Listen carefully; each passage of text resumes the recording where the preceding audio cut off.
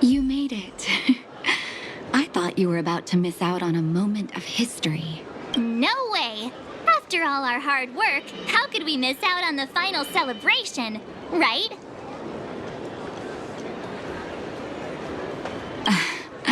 I don't know how much of a celebration we'll be having. But I know Hook and Clara will be pleased to sit with you.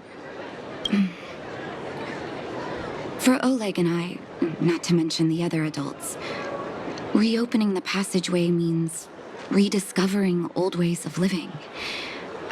Return to normality. Survival is no longer the top of the agenda. But for the children who were born into this era, who grew up in this isolation, this will be a new life altogether. Once you've tasted freedom, it's difficult to accept a life of separation and isolation. Those of us whose childhoods were marred by tragedy, we must strive to do better for the next generation. I'm sorry. Here I am talking your ear off again. If you have time, talk to the folks here. Every one of them will tell you about their excitement.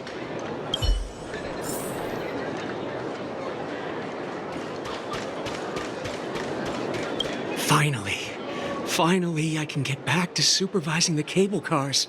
I thought I'd spend the rest of my life in those mines. Ah, it's you, the liberators of the Underworld.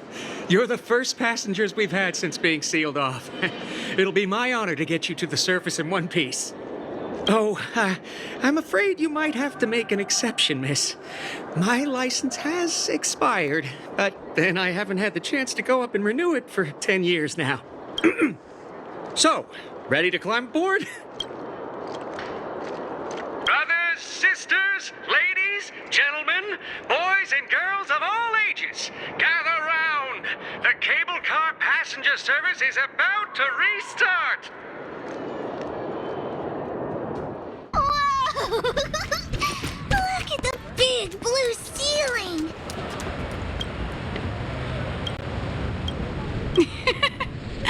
That's not a ceiling, Hook. That's the sky. So this is the Overworld? The air here smells different. Less rust and geomarrow particles floating around. Take a deep breath, children.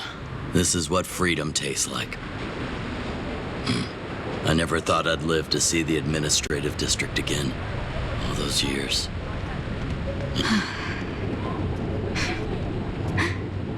You're right, Oleg. It's funny. The moment I boarded the cable car, my mind was filled with everything I wanted to do on the surface. But now, I just want to sit down, zone out, and watch the people coming and going. And let the day just pass me by. Enjoy the peace and quiet, Natasha. We earned it. It's Japard! Is he here to meet us? He's still... Welcome back to the administrative district, Trailblazers. Trailblazers. First time anyone's called us that on this planet. The architects think it's only right that we should address you properly. Outsiders is hardly fitting anymore. Please allow me to apologize again for what happened in the restricted zone. You were only trying to help. I should have trusted Serval's judgment. I'll keep that in mind. Thanks. Lady Bronya's inaugural address will begin soon. She asked me to pass on her invitation to you. Uh-huh. That's sooner than I expected. Is she well enough to... Not really. But Lady Bronya insisted on delivering the speech as soon as possible. She wants the people to understand what happened. The address will be held at Everwinter Monument. I hope the three of you can find time to attend.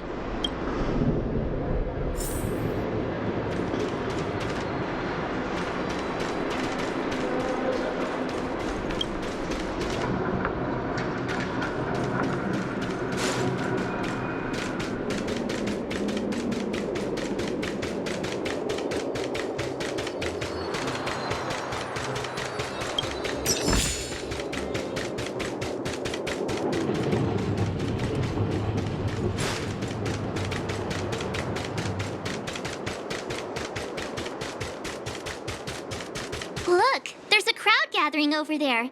Is the address starting soon? Looks like it. Bronya hasn't arrived yet, though.